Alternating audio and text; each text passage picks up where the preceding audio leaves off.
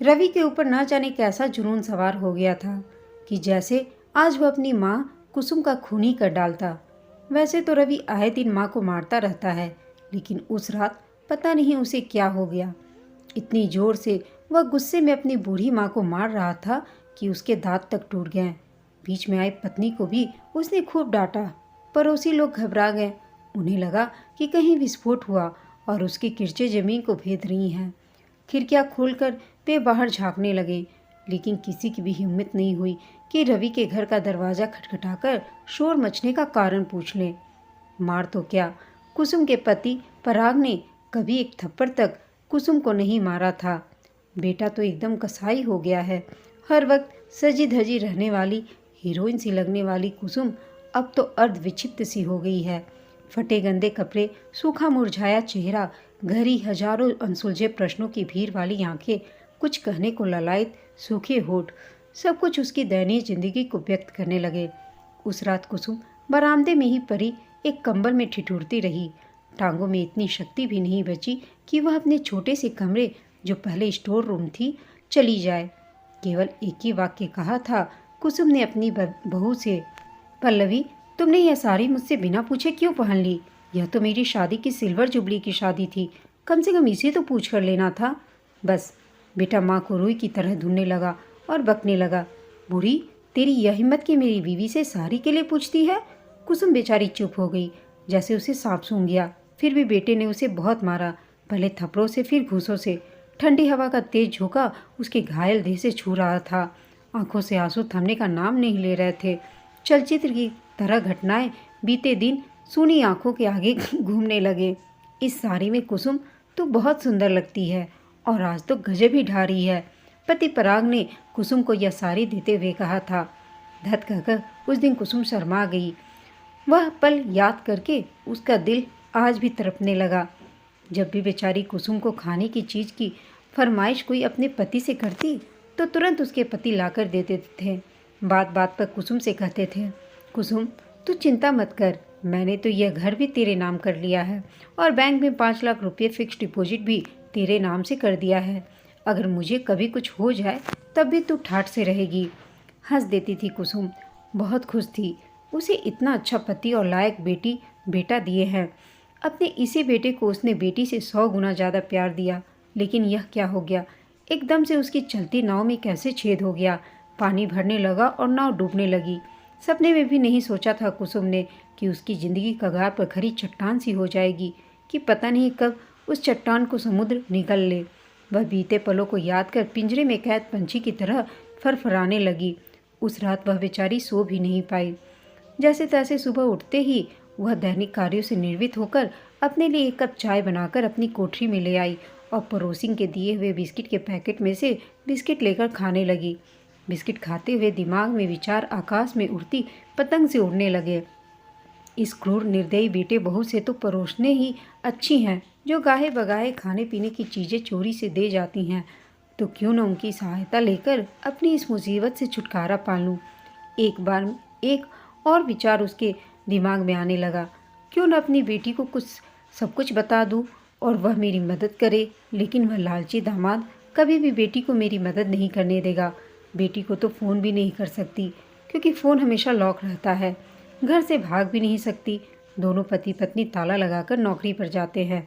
बस इन्हीं सब विचारों की पगडंडी पर चलते हुए ही कुसुम ने कराते हुए स्नान किया।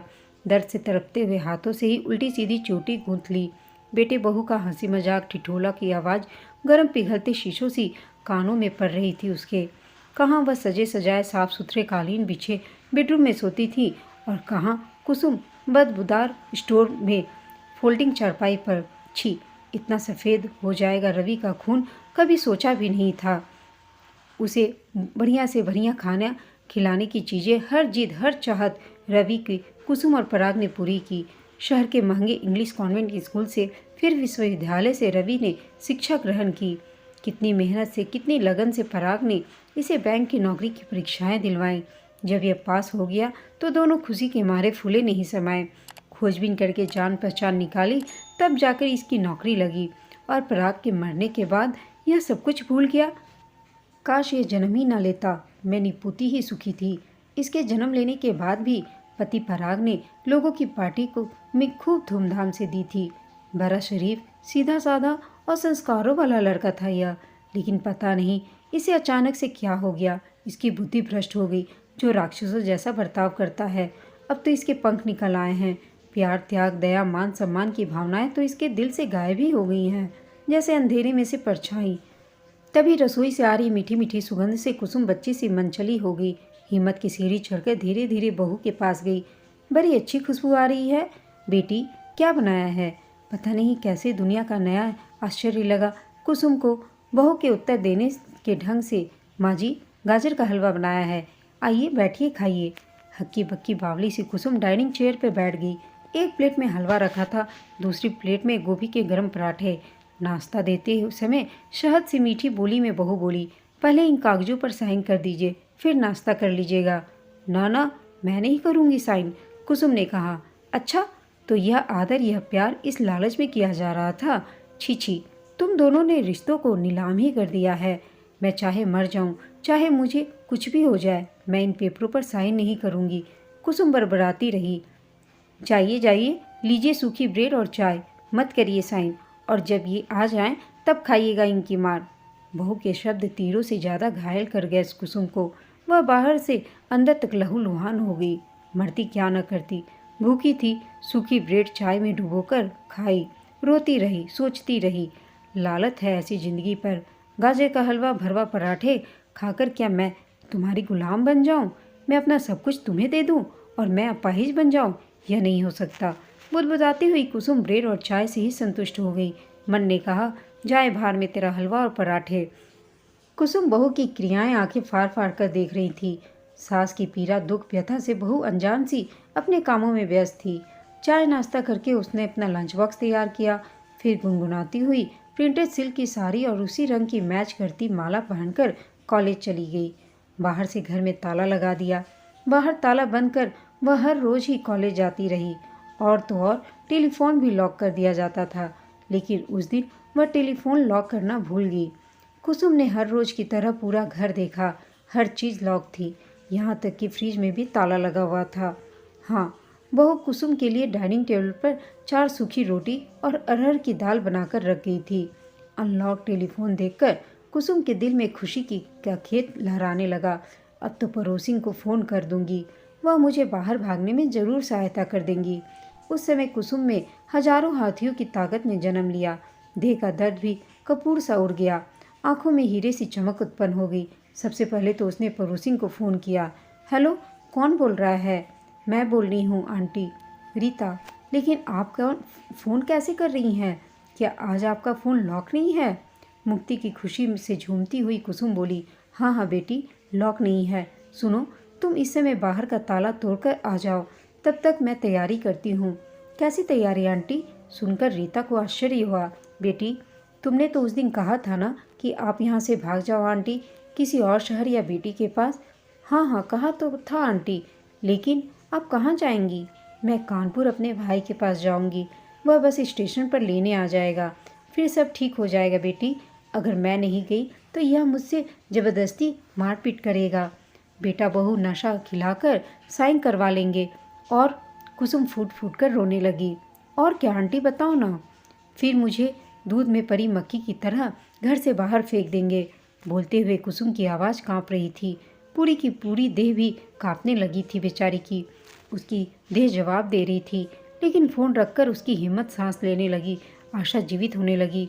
जल्दी जल्दी अलमारी खोलकर अपने कपड़े, रुपये और वसीयत के कागज़ निकाले। पैसे लिया, ढंग से सिल्क की साड़ी पहनकर दरवाजे के पास अटैची लेकर खड़ी हो गई। पत्थर से ताला नहीं टूटा तो रीता ने हथौड़ी से ताला तोड़ा। कुसुम दरवाजे के पास ही खड़ी थी। एक ओर जेल से छूटे कैदी सी खुशी कुसुम के दिल में थी, तो दूसरी ओर अपना घर, अपना घोंसला छोड़ने का दुख उसे खाया जा रहा था। वह घर जिसमें उसने रानी सा जीवन व्यतीत किया, जहाँ उसने सोने से दिन और चांदी सी रातें काटी, जहाँ उसके आंगन में किलकारियाँ गूंजती थी, प्यार का सूरज सदा उगता था, जहाँ उसके पति ने उसे संपूर्ण ब्रह्मांड का सुख दिया था, जहाँ वो घंटों पति के साथ प्रेम क्रियाएं करती थी, जो घर खुशियों के फूलों से महकता था। वक्त ने ऐसी करवट बदली कि कुसुम आज उसे छोड़कर जाने को विवश हो गई थी। क्या करती वह? कोई अन्य उपाय भी नहीं था उसके पास। रीता ने अपनी कार में कुसुम को बिठा लिया। उसका सूटकेस उठाते समय रीता भी रोने लगी। आंटी के विछोह पर रुआंसी रीता ने आंटी से उनके भाई का फ़ोन नंबर ले लिया और बस पर चढ़ाते समय यह वादा कर लिया कि वह हफ्ते में 2 बार फ़ोन कर उनका हालचाल पता लगाती रहेगी। जितना दुख कुसुम को अपना घर छोड़ने का था, उससे कुछ ही कम दुख रीता से बिछुड़ने का था। ज़्यादा देर वह रीता को बस के पास रोकना नहीं चाह रही थी। वह सरहद पर तैनात सिपाही से सतर्क थी, सावधान थी कि कहीं खोजते हुए उसके बेटे बहू न आ जाए। वह उस घर में वापस जाना नहीं चाहती थी जहाँ तालाब में मगरमच्छ सा उसका बेटा रहता था, जहाँ उसकी जिंदगी मुहताज हो गई थी। बस चल पड़ी। वह खिड़की से बाहर आंसू भरी आंखों से रीता को तब तक देखती रही जब तक उसकी आकृति ने बिंदु का रूप नहीं ले लिया। जो जो बस आगे बढ़ रही थी, उसका अपना शहर दूर होता जा रहा था। वह शहर जहाँ वह 16 श्रृंगार करके अपने सुहाग के साथ आई थी। उसे लगा उसकी ज़िंदगी एक नदी है जिसने अपना रास्ता बदल लिया है, और वह एक गांव है जो पीछे छूट गया है। बस जितना आगे बढ़ रही थी, उसका दिल उतनी जोरों से धड़क रहा था। काफ़ी देर बाद उसने स्वयं को सामान्य स्थिति में पाया। अब वह आंखें बंद कर सोचने लगी, काश मेरी बहू रीता जैसी होती। कितनी अच्छी है, कितना ख्याल रखती है अपनी सासू माँ का। जितनी बार भी इसकी सास मुझसे मिली, हमेशा अपनी बहू की तारीफ़ों के पुल ही बांधती रही, लेकिन मुझे दुष्ट बहू मिली। अरे बहू का दोष क्या है, नालायक तो अपना बेटा है। यदि बेटा ठीक होता तो बहू की क्या मजाल कि गलत काम करे।